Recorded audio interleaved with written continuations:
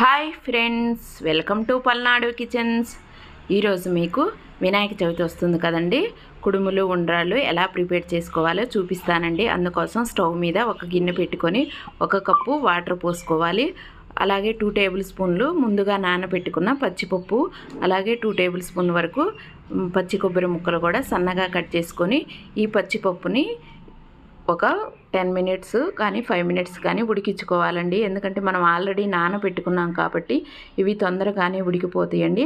చూసారు కదా, ఇలా 70% ఉడికిన తర్వాత మనం దీంట్లో మనం పిండి ఎంతైతే వేసుకుంటున్నామో అంతే బెల్లం వేసుకోవాలి. నేను 1 కప్పు వాటర్ పోసాను, 1 కప్పు బెల్లం వేస్తున్నానండి.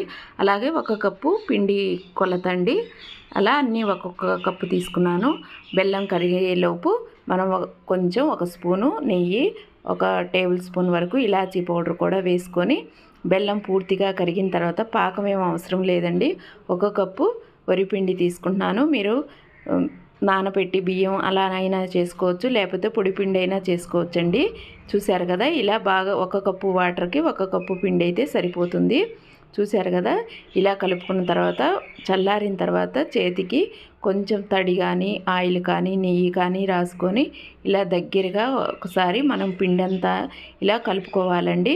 కొంచెం వేడిగా ఉన్నప్పుడే ఇలా కుడుములు ఉండ్రాళ్ళు మనం ఈ షేప్లో చేసుకోవాలి. చూశారు కదా, ఇలా అయితే తొందరగా అయిపోయిద్దండి. మనకి పండగ రోజు చాలా టైం పట్టకుండా చాలా ఈజీగా ఇలా ప్రిపేర్ చేసుకోవచ్చు. చూశారు కదా, నేను కుడుములు చేస్తున్నాను. ఇలా అరచేతిలో ఒక బాల్ లాగా తీసుకుని దాన్ని ప్రెస్ చేసి పెట్టుకోవటమే. ఇలా అలాగే ఒక చిన్న పిండి ముద్దను తీసుకొని బాల్స్ లాగా చేసుకుంటే ఉండ్రాళ్ళు అయిపోతాయండి.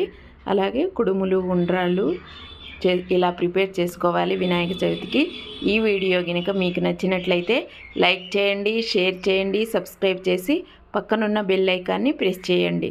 చూసారు కదా, నేను అవి చేసుకున్న తర్వాత ఇడ్లీ ప్లేట్లకి కొంచెం ఆయిల్ రాసుకొని వాటిలో మనం ఉడికించుకోవాలండి. చూసారు కదా, ఇలా ఉండ్రాళ్ళు 2 ప్లేట్లలో ఉడికించుకుంటున్నాను.